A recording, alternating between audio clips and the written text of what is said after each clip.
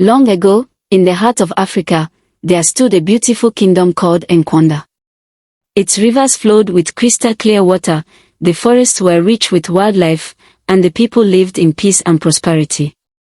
No one imagined that one man's desperate decision would soon change the destiny of the entire kingdom. Among the villagers lived a young hunter named Obi. He loved his wife, Amora, and their daughter more than anything in the world. Although they were poor, they never lost hope and always faced each new day together with courage.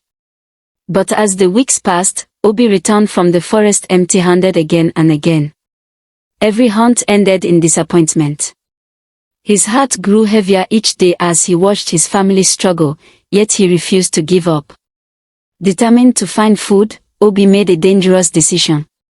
Before sunrise, he entered the forbidden forest, a place no hunter had dared to enter for generations. The deeper he walked, the quieter the forest became, as though every living creature was watching him. Then, in a peaceful clearing beneath an ancient Iroko tree, Obi saw a magnificent white lion with glowing golden eyes. Unlike any animal he had ever seen, the lion stood calmly, radiating wisdom instead of fear.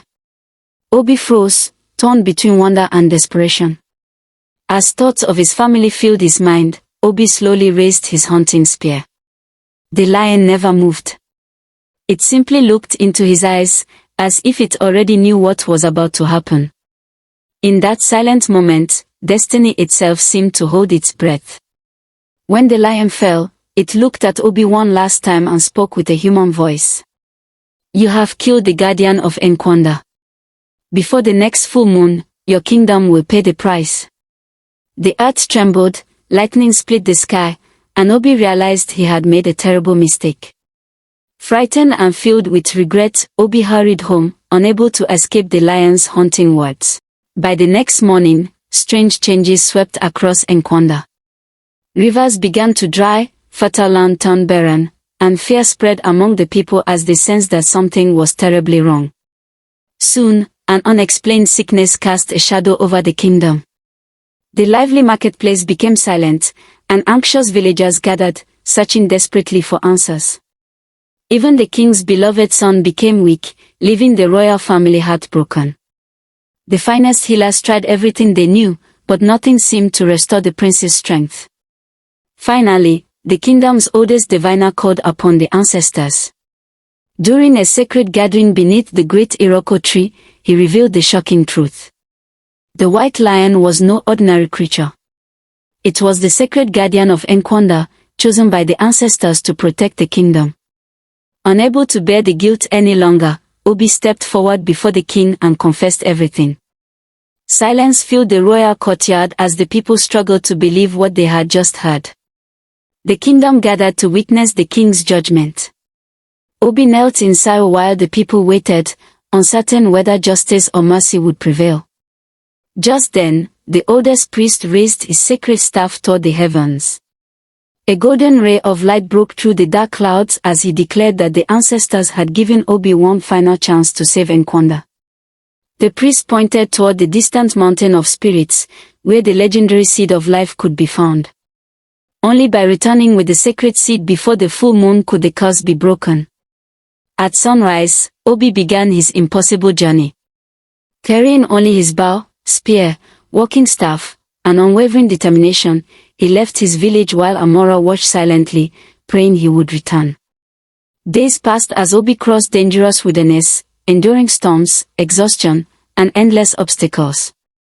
Yet he refused to turn back. Deep inside a mysterious cave, terrifying shadow spirits surrounded him, hoping fear would force him to abandon his mission. But Obi remained steadfast, proving that courage is not the absence of fear but the strength to face it.